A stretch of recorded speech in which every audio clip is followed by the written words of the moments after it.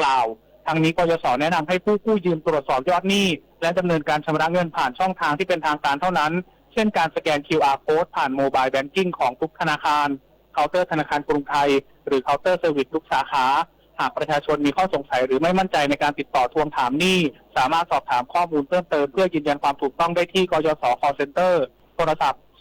020164888 หรือผ่านทางไลน์บัญชีทางการของกยศ. ปฏิพล สัทธพรหมารายงานรู้ปิดรู้ใช้ร่วมใจประหยัดพลังงานจบข่าวทิติมาอินกล่ำอ่านรับฟังข่าวครั้งต่อไปเวลา 7 นาฬิกาค่ะติดตามข่าวที่นำเสนอไปแล้วได้ที่ www.thainews.prd.go.th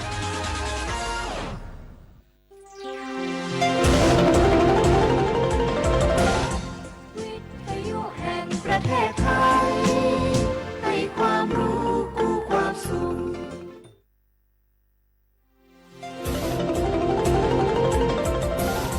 วิทยุแห่งประเทศไทยให้ความรู้กู้ความสุข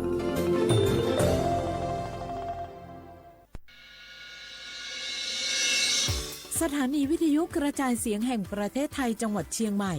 AM 1476 กิโลเฮิรตซ์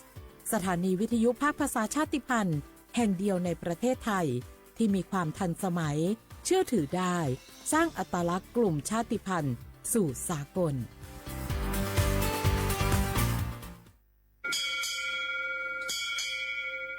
โอโบดะจ้าโอมิชเปอร์เหมือซุงคาพอกว่าย้อซงอุดูธรรมาสถานีวิทยุภาษาชาติพันธุ์แห่งเดียวในประเทศไทยทันสมัยเชื่อถือได้แล้วพบกันที่สวทเชียงใหม่ AM 1476 กิโลเฮิรตซ์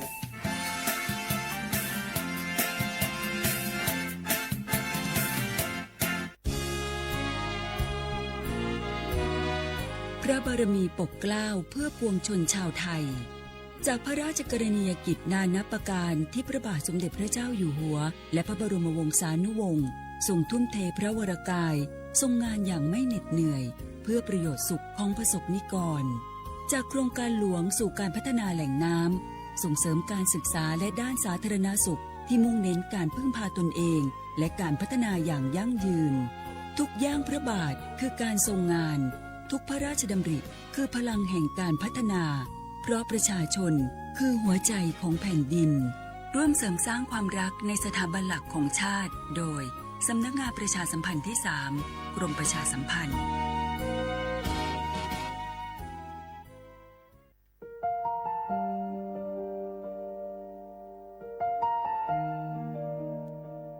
ขอน้อมเกล้าถวายอาลัยสมเด็จพระพันปีหลวงพระแม่แห่งแผ่นดินผู้ทรงเมตตาเหนือเกล้าขอพระองค์เสด็จสู่สวรรคาลัยข้าพระพุทธเจ้าข้าราชการและเจ้าหน้าที่สถานีวิทยุกระจายเสียงแห่งประเทศไทยจังหวัดเชียงใหม่กรมประชาสัมพันธ์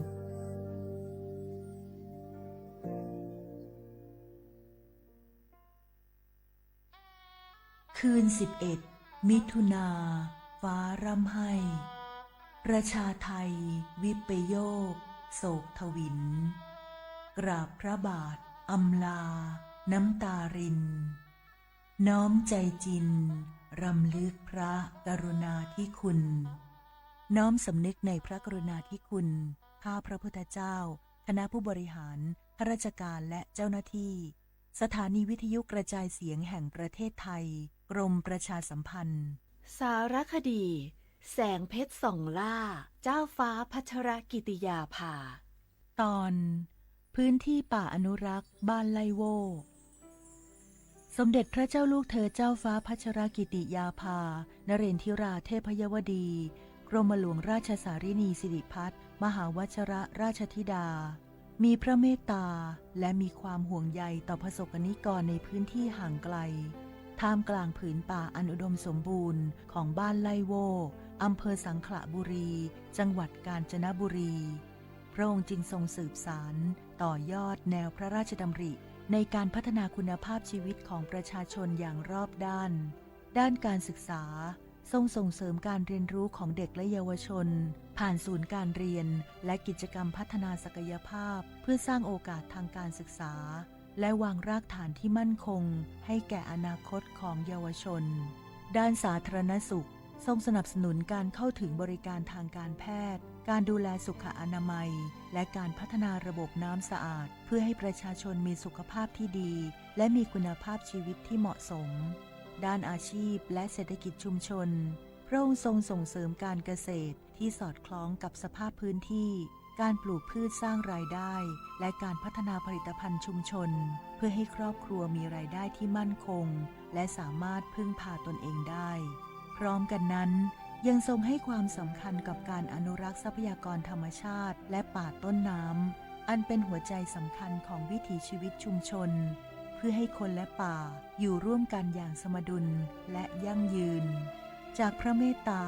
และพระวิสัยทัศน์อันกว้างไกลบ้านไลโวจึงค่อยๆเติบโตเป็นชุมชนที่เข้มแข็งสร้างโอกาสเติมความหวังเป็นพลังให้คนในชุมชนมีคุณภาพชีวิตที่ดีขึ้นจึงเป็นอีกหนึ่งภาพสะท้อนพระกรณียกิจที่ประสบกนิกรชาวไทยจะได้ร่วมน้อมสำนึกในพระกรุณาธิคุณของพระองค์ตราบนานเท่านาน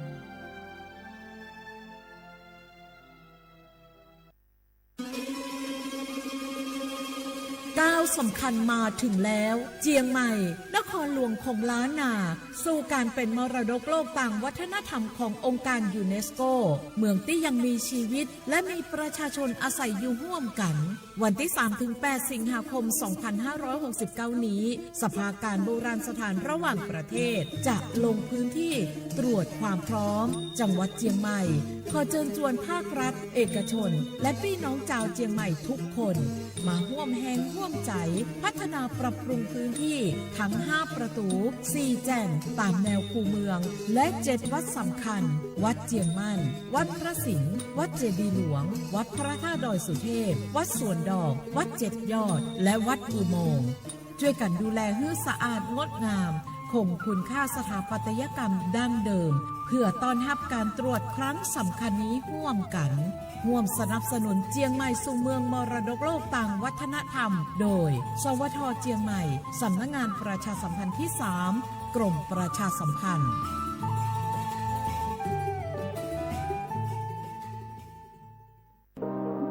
ร่วมเป็นเจ้าภาพงานระดับโลกจัดขึ้นในประเทศไทยการประชุมสภาผู้ว่าการกองทุนการเงินระหว่างประเทศและกลุ่มธนาคารโลก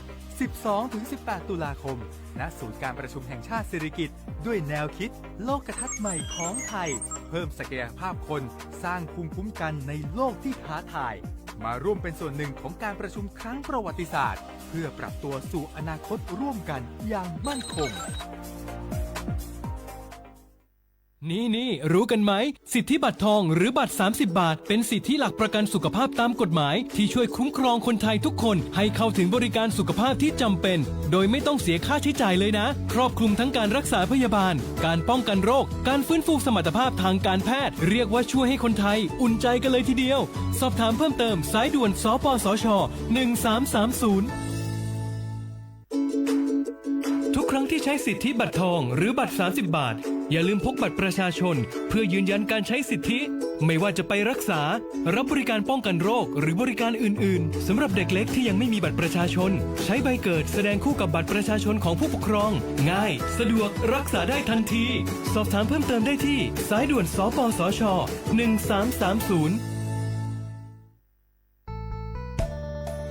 สถานีวิทยุกระจายเสียงแห่งประเทศไทยจังหวัดเชียงใหม่กรมประชาสัมพันธ์ประกาศรับสมัครบุคคลเป็นลูกจ้างเหมาบริการตำแหน่งพนักงานกระจายเสียงภาษาเมียนจำนวน1อัตราเพื่อเป็นตัวแทนนำข่าวสารร่วมพัฒนาคุณภาพชีวิตชาวเมียนและเผยแพร่วัฒนธรรมท้องถิ่นให้เป็นที่รู้จักผู้สนใจยื่นใบสมัครด้วยตนเองได้ที่งานธุรการสถานีวิทยุกระจายเสียงแห่งประเทศไทยจังหวัดเชียงใหม่ตำบลช้างคลานอำเภอเมืองจังหวัดเชียงใหม่ตั้งแต่บัดนี้เป็นต้นไปสอบถามข้อมูลเพิ่มเติมได้ที่053-276-068ในวันและเวลาราชการมังลิวเอาเก่งเจ้าก็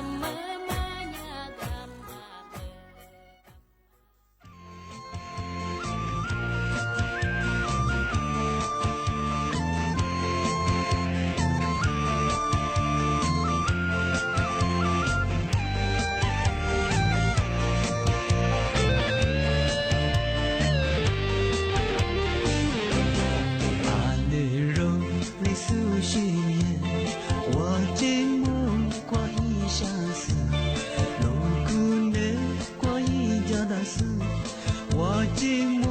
过了没的，我寂寞过没自由，独自那边那是，听没我了你马上，阿门罗里苏西，阿雷蒂没挂在手里，路边的挂的je是。路边的过是你送，是你住，你说么留，是你娘是不拉你，若是你是我老的亲戚。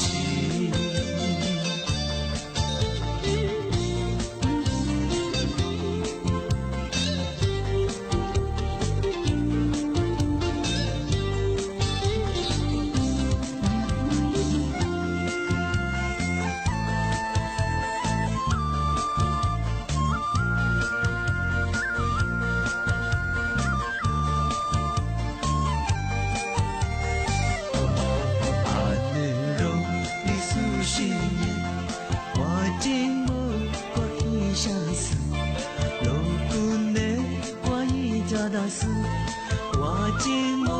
过了没的，我寂寞过没自由，独自那边那是，听我路你马上，阿门罗里苏西呢，阿雷蒂没挂在手里，路边的挂的jesu。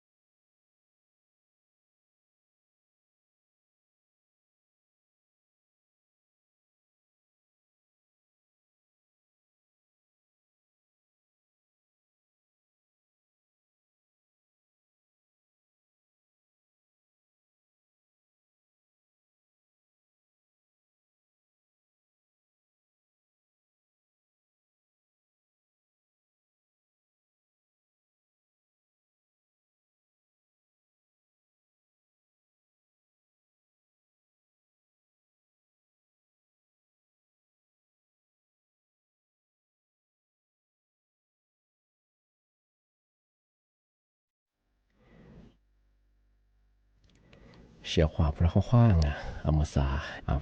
ลิสงรถจะขวาไปแล้วงาม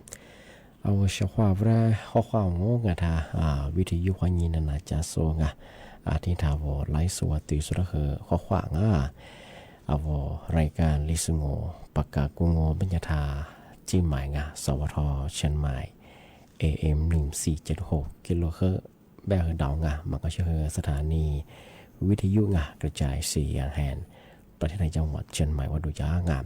ในไปเหตุสมมุขวานีเจมุติขวาดูที่มุลก็ไม่ยาหนีมุขวานีสามมุกนาทีเนี่ยขวานีนาเนี่ยสติเนี่ยหรือตัวอย่างของเอารายการลิสงด้วยมังงมันยาทาวิทยุติกาเฟซบุ๊กติกาตัววิทยุไม่ใช่เธอยึดระบบเนี่ยคือระบบ AM ไว้ครึ่งความถี่ที่ตัวลีเฮียชีดโชว่าโจเนี่ยดูหลังที่นี่ทาวระบบไลฟ์สดเฟซบุ๊กเพจยังสวทเชียงใหม่AM 1476กิโลเฮิรตซ์ที่โบเนี่ยคือดูหลังที่บ้านงูเป็นยังชงนั่นคือที่ทำมาปีมาสื่อจริงสมังงูบ้างนี่ไม่ได้ยังมาทำมาเนี่ยเธอมีฮิโรฮินจากวัดบัวเมื่อฮันเลียมาบัวทำมาปีมาที่ได้แจ้งเตือนอย่าง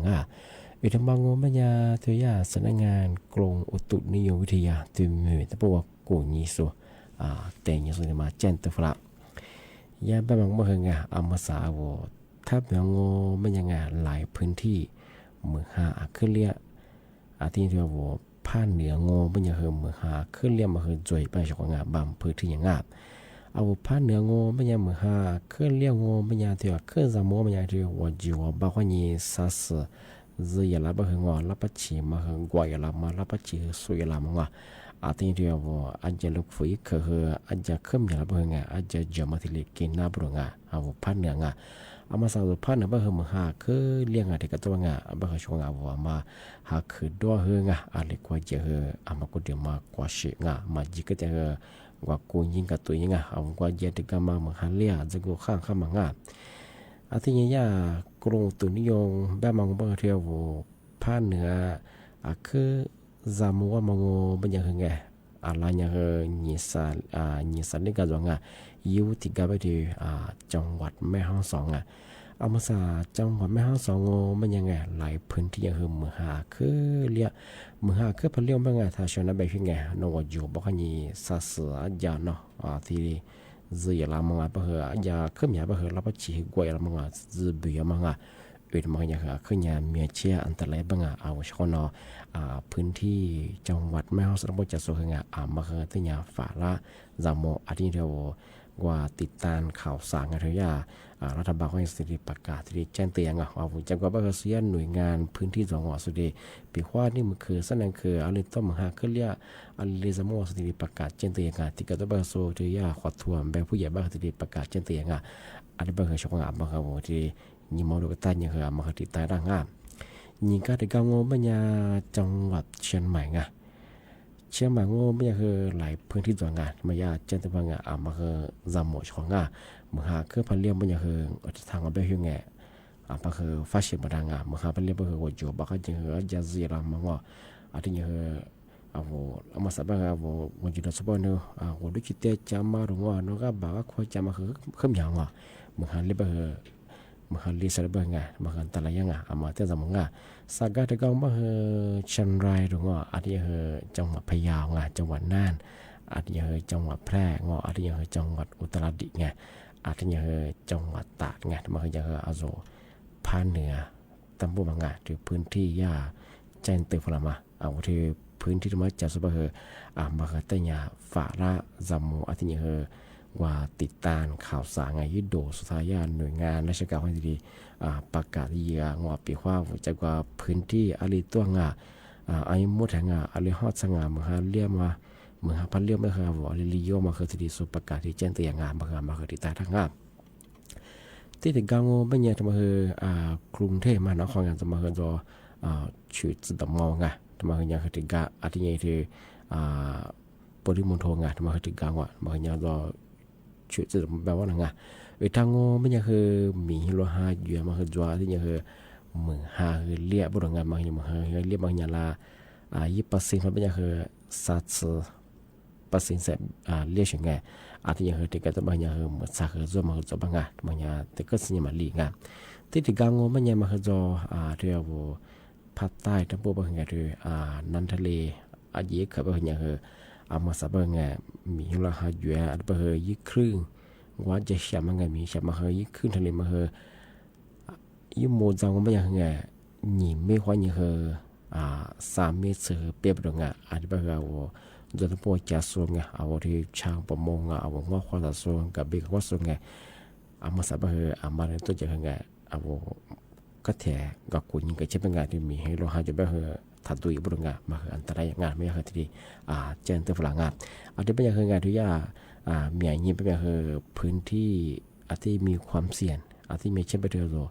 ส่งพันธุ์ในระบบงานเอาพันธุ์ในบ้านมาสับมาหาบางพื้นที่คือเรียกไงมาสัต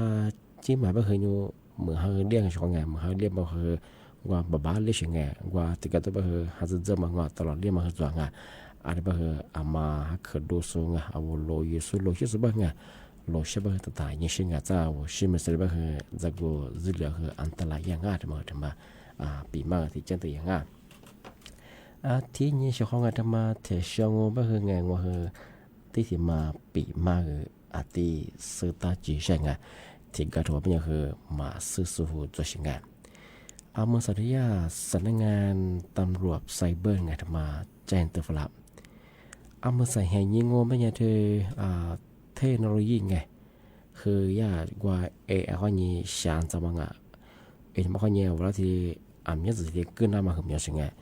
เมื่อสัตยาตันแบบมังโง่เป็นอย่างมาจามบุรุษไงกว่าว่า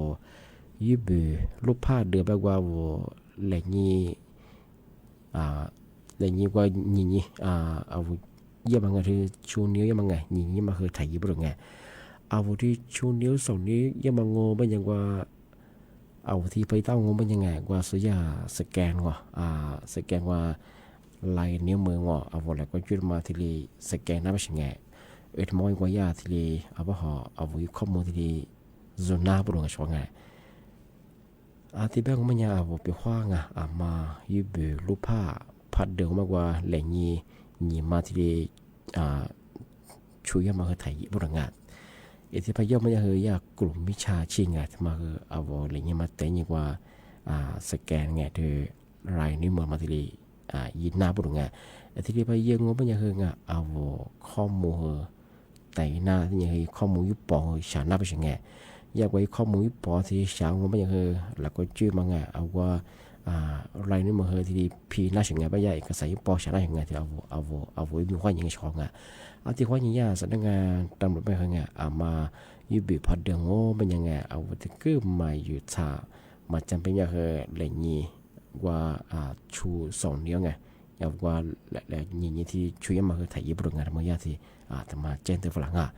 วันนี้ก็ถือว่าบ้ามาสุดบ้าวันที่ยามาคือมีงานทำมายาตโนที่เจนตัวฝรั่งสิบุรุษบ้าทำมายาที่ยาโซยาเมื่อเฉียงไงยาเมื่อวันยาที่เจนตัวละเฉียงไงที่วันยังไงมาลูกผ้าเดือมายุบเดือเพื่อไงกว่าว่าชูนิ้วยังไงเดี๋ยวนี้ยังมาคือถ่ายญี่ปุ่นงานมาคือยาคือจะมาเจนตัวฝรั่งงานมาคือเอาที่ว่าก็เดี๋ยวมีสายป้องกันยังมางานทำมาปีมากที่จังตัวอย่างที่ปัญญาช่วงเมื่อสาคือเอาช่วงนั้นเมื่อกว่าที่ว่าเกิดนั่นช่วงที่นี่คือช่วงเมื่อสาก็คือเอาข้อมูลส่วนตัวเอาที่อยู่เอาเบอร์โทรศัพท์เอาเลขบัตรประชาชนที่เชื่อมาเอามาซื้อสุดแล้วมาซื้อเอาข้อมูลดีแล้วมาคือจะถักบริช่วงเอาข้อมูลคือจะเจอช่วงมาคือสาระเอาข้อมูลมาอยู่ข้อปฏิงงเป็นยังไงสู้เอาข้อมูลยิ่งกว่าการพนันยังมาเกิดยังมาคือโยบัญชียังมาคือโยอะไรสีนั่งเอาข้อมูลส่วนตัวปฏิเป็นไงบางสุดท้ายแบบเสียหายสุดไปคือเอาช่วงแบบน่าช่วงเอาข้อมูลแต่ยิ่งกว่าสู้ผู้บาดเจ็บกู้ยังมาคืออย่าง20 สมมุติ20 ล้านสมมุติกู้ที่กู้ยังมาคืออย่างมาคือยิ่งเขาก็ด้วยอะไรบางเอาข้อมูลส่วนตัวไปคือมาแล้วคือตัวคือทันคือบริงาทำมายาที่เลเจนตัวฝรั่งมาข้อมูลสุดเดียวมาที่เลสุดที่เลสาธารณบริงาที่เป็นยังมาสาเอาช่วงคือมากกว่า ที่ขวากันนางาธรรมกาจาวชนอนอยามึงแห่จะสุงเด็กฝรั่งตะคนนั้นนายชกงา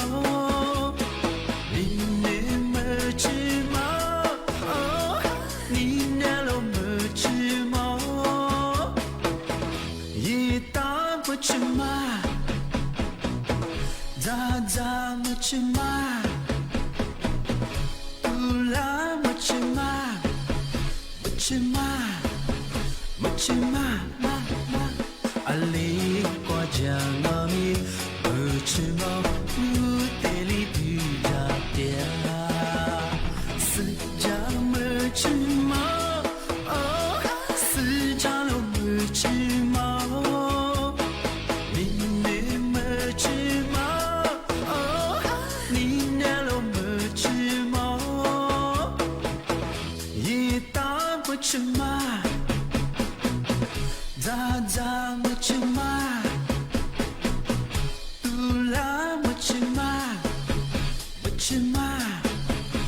去嘛阿里瓜酱阿米不吃毛路得里比扎点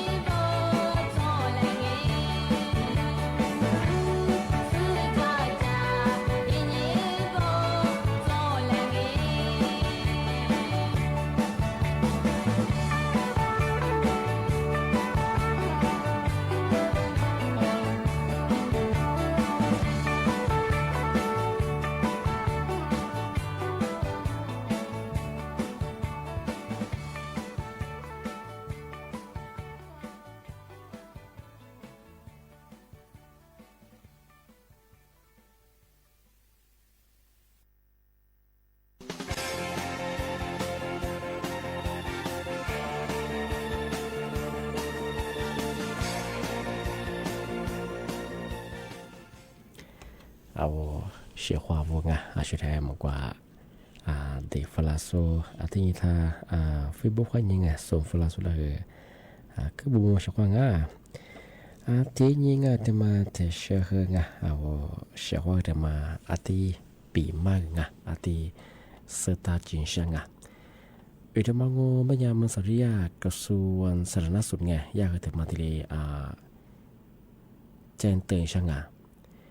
เชื่อของงานที่เป็นว่ายุคเชื่อมายุคเชื่อมังโง่เป็นยังไงที่ฮิคนเนี่ยว่าเฮียว่าจ่ายยังไงอิบิว่าฮิควาจ่ายเนี่ยยุคเชื่อมังโง่เป็นยังไงagak hanya atau awu yuko chama yim kurma nga wa isumo duyi nga tu so hia duye so la khole chama nga wa so yibu ni mo ba nga yibu chama so la lam khai chama epi hwa etile pha jongo banya awu yi chi so he mi kwam phi ya bu ngaเรื่องมังโง่ไม่ใช่ยากว่าสู่กฎหมายถูกบริหารตามพระราชบัญญัติการสาธารณสุขไงปีพศ2535ไงมีโทษมีโทษบำเหน็จไงมาคุบอาบาสามาเบลงจำคุกไม่เกิน3 เดือนบ้างอาทิตย์ผู้บ่าโคจะมาไงปรับไม่เกินยี่มืองัวโตสิเรียกโคจารงามังอาชื่อโคจางาโคเบลชงงาทำไมยาที่กระทรวงสาธารณสุขที่ยากรมควบคุมโรคสุติแจ้งเตือนฝรั่งกันมากฎหมายถึงมาตุลางอาทิตย์บ้างไม่ยังชงงาปีข้อโนเฮียฮิควาใจเนี่ยยุบควาใจเนี่ยยุคเชื่อจุดได้ยังไงก็นี่ก็พอจะไปยิ้มฟูมังกว่าสุเฮียดีมังว่าเวสมอจีสุดได้ชาติเจมังสมโคสุดได้คือเลยบ่สุลำไข่บ่สุดที่แจ้งควายน่าเชื่อไงอะไรบ่มีความผิดที่จั่วบุรุษงานบางอย่างกฎหมายที่ตุลาเชื่อไงอาทิตย์บ้างงงบางอย่างแต่ก็เราไม่จะชื่อยาตุ้งคนที่แหละจัดดูเยอะบุรุษงานยาที่เบสิงถ้ายาโซยช่วยบวกคอมไม่ได้ไงยาว่าช่วยเดือดช่วยไงอาทิตย์บ้างไม่ช่วยไงมาจำไงยุคเชื่องบางอย่างไงตุ้งคนยิ้มคุว่าสุดท้ายดีจะมาสุดท้ายคือจะมาที่จริงยุคเชื่อบ้างเราสมมติจากว่าสุดท้ายมันจะสุดท้ายพอที่เชื่อเข้าจ้ายุคเชื่อมาตัวยังไงว่าหักดวงได้ยุคเชื่อมาหน้าตาว่ายุคเชื่อบ้างตุ้งคนยุคมากกว่าอิสมอดด้วยบ้างสุดท้ายว่าชาติบ้างจะมามีความผิดตัวเช่นไงกฎหมายถูกที่บุรุษยังไงที่เป็นยังไงมาที่สตางค์บ้างไงที่จำงพามาจำบ้างไงสุดที่แบงไงพาฟ้าฝนยังไงมาคุบเบลไงบาสามาเบลไงที่ยี่มือตัวที่โคจางแต่มาปีมาที่แจ้งตัวยังไงบ้างวิโคชิสุไงมาจำงเจ้าว่าวิหิงก็เลยก็จะสมโคบ้างสมเชื่อบ้างสุดแล้วคืออะไรบ้างยิ่งเลยแจ้งควายในงานบ้างมีความผิดต่อรงทำไมถึงมาแจ้งตัวอย่างแต่พอที่ช่วงเป็นยังไงนะแบบช่วงมาสับทายาบอกกลุ่มอุตุนิยมวิทยาแบบช่วงภาคเหนือบ้างบางพื้นที่อย่างที่กันตัวบ้างมือคือเลี้ยมาจวงบ้างมาทั้งยาฝาท่าจามบ้างปีว่ามือคือเลยเป็นเลี้ยบ้างนวัดอยู่บอกว่านี่สัสเลยแล้วก็เช็คกว่ายามางอแล้วก็ชีดีที่ลาไปเราส่วนใหญ่ปีละมาเกินงานมาก็จำงานที่นี่ถ้าช่วงแบบกุยยังไงเดี๋ยวปีว่ารูปภาพไงยุบพอเดือดงอเป็นยังว่าชุดนิ้วยังไงอะไรงี้ยังมาไทยบริงานธรรมญาติสถานงานตำรวจไซเบอร์ธรรมแจ้งตัวฝรั่งที่เรียกพยังว่าเป็นยังตักลุ่มมิชาชิดมาเหล่งยังมาเตะยังว่าลายนิ้วมืองอแล้วก็จุดมาที่ญี่ปุ่นที่ชาหน้าเชียงไงมังไม่ใช่แบบแล้วก็จุดมาเตะยังว่าข้อมูลญี่ปุ่นชาเงี้ยกว่าธุรการที่บัญชีเปิดยังมากับพนักงานยังมาก็มาคัดทั้งหมดที่เตะยังอยู่หน้าบริษัทนึกว่าญี่ปุ่นพัดเดือบกว่าวันเลยเงี้ยที่ช่วยยังมังมาสับสกว่าเทคโนโลยีไงข้อนี้สแกนลายนิ้วมือที่น่าเชียงไงที่ความอย่างยากแบบมันปีความนู้นปีพัดเดือบเลยเงี้ยกว่างี้ช่วยยังที่ไทยบริษัทมาญาติแจ้งที่ฝรั่งที่พายก กลุ่มมิชาชีพหลัดโซมาขัดสมาพับพังหมดเบอเอาอะไรยังมาเตะยังว่าอย่าไล่นิ้วมืออาทิตย์ชนะโปรงงานมาเดี๋ยวมาแจ้งเตือนงานมาคือจะมองงานอาทิตย์แบงค์มันยังช่วยงานนะปีมามาคืออาทิตย์เหลือจงอาทิตย์เดียวความมาแล้วความงานเอารายการลิซุงโกดูกุบัตาจิมาวดางานสถานีวิทยุงานกระจายเสียงแห่งประเทศจังหวัดเชียงใหม่งานสำนักงานประชาสัมพันธ์งานที่3งานมาคือกรมประชาสัมพันธ์ดังงานอาจจะเอายีเวลาเบอร์งานไหนเบอร์สูบมุขวานีจิมัวคือตัวควาดวงงานไหนงานที่มุลเบอร์นีมุขวานีคือ3โมนาทีนี้ควานีคือนาเนสทีนี้ดูอย่างช่วงงานอาจจะเบอร์ในเมทิมุลงานเอาไว้ช่วงได้ปีมาคืออาทิตย์ละจวงงานอาจจะเบอร์ช่วงงานมาก็เดี๋ยวมากว่าชิดูแลสุขภาพยังงานเอามาสับคือมือหาเลี้ยมหาเลี้ยบคืออากาศคืองอปลือปลาอาจจะบ่คือจ้าโหอาจจะบ่คือมหาเลี้ยวชาวบ้านไงเอากูเดี๋ยวมาคือปลือปลาบ่คืออาจจะน่าละมาคือกินได้งาบ่คืออามากูเดี๋ยวมาดูแลสุขภาพอยู่ของงาพันน่าละบ่คืออย่างคือมาเปียวชิจวยงาอาจจะเป็นงานที่ตัวความหมดแล้วว่างาไอ้บ่คือนี่มีคือหน้าปีมาคืออาทิตย์ละจงงาว่าเฉพาะว่าคืออาคือบ่มงาข้อว่าสวัสดีครับ